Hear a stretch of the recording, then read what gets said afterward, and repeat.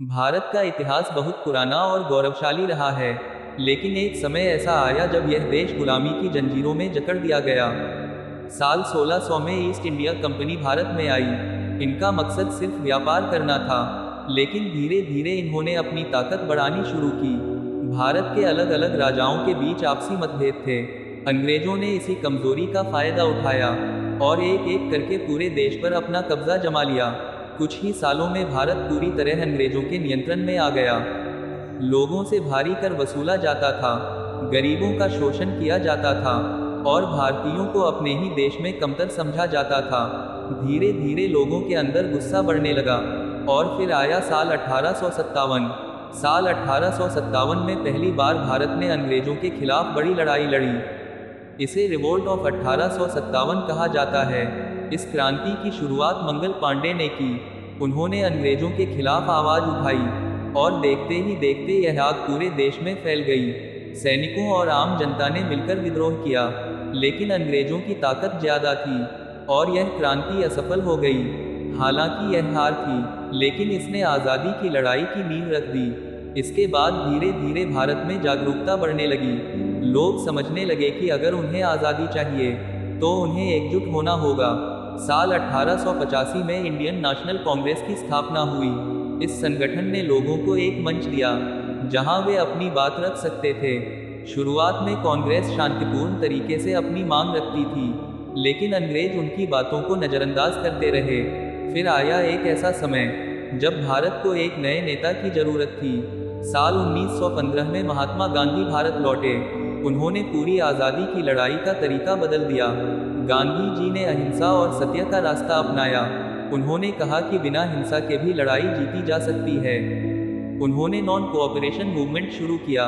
लोगों से कहा गया कि वे अंग्रेजों का साथ न दें, सरकारी नौकरी छोड़ दें, विदेशी सामान का बहिष्कार करें। इसके बाद सिविल डिसोबीडियंस मूवमेंट शुरू हुआ। इसमें लोगों ने अंग्रेजों के बनाए कानूनों को तोड़ना शुरू किया। गांधी जी का दांडी मार्च बहुत प्रसिद्ध हुआ। उन्होंने नमक कानून के खिलाफ लंबी यात्रा की, जिससे पूरे देश में एक नई ऊर्जा आ गई। अब हर आम आदमी इस लड़ाई का हिस्सा बन चुका था। लेकिन कुछ लोग ऐसे भी थे जो मानते थे कि आज़ादी सिर्फ शांति से नहीं मिलेगी। ऐसे ही क्रांतिकारी थे भगत सिंह। उन्होंने अपने साथियों के साथ मिलकर अंग्रेजों के खिलाफ कदम उठाए। उन्होंने असेंबली में बम फेंका, लेकिन उनका मकसद किसी को नुकसान पहुंचाना नहीं था, बल्कि अपनी आवाज को दुनिया तक पहुंचाना था। उनका नारा था इनकलाब जिंदाबाद। उनके साथ चंद्रशेखर आजाद भी थे, जिन्होंने आखिरी सांस तक अंग्रेजों से लड़ाई लड़ी। इन क्रांतिकारियों ने देश के युवाओं में जोश भर दिया। फिर आया साल 1942, जब गांधी जी ने क्विट इंडिया मूवमेंट शुरू किया। उन्होंने साफ शब्दों में कहा, अंग्रेजों भारत छोड़ो। पूरा देश सड़कों पर उतर आया। हर जगह प्रदर्शन होने लगे। लोगों ने जेल जाने से भी डरना छोड़ दिया। इसी दौरान सुभाष चंद्र बोस ने आज़ाद हिंद फौज बनाई। उन्होंने विदेश जाकर सेना तैयार की और अंग्रेजों के खिलाफ युद्ध छेड़ दिया। उनका नारा था, तुम मुझे खून दो मैं तुम्हें आज़ादी दूंगा। अब अंग्रेजों के लिए भारत में टिकना मुश्किल हो गया था। दूसरी ओर दुनिया में वर्ल्ड वॉर 2 चल रहा था। अंग्रेज पहले ही कमजोर हो चुके थे। भारत में बढ़ते आंदोलन और बाहरी दबाव के कारण अंग्रेजों ने भारत छोड़ने का फैसला किया और आखिरकार वो दिन आया, 15 अगस्त 1947, जब भारत आज़ाद हो गया। पूरा देश खुशी से झूम उठा। लोग सड़कों पर निकल आए।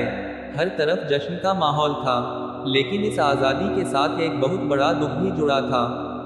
देश का बंटवारा हो गया। भारत और पाकिस्तान 2 हिस्सों में बंट गए। लाखों लोगों को अपना घर छोड़ना पड़ा। कई लोग इस दौरान मारे गए। यह इतिहास का सबसे दर्दनाक समय था। लेकिन इन सबके बावजूद भारत एक स्वतंत्र देश बन गया। आज हम जिस आज़ादी का आनंद लेते हैं, वह उन लाखों लोगों की कुर्बानी का परिणाम है। हमें अपने देश के इतिहास को कभी नहीं भूलना चाहिए और हमेशा उन वीरों का सम्मान करना चाहिए, क्योंकि उनकी वजह से ही हम आज आज़ाद हैं।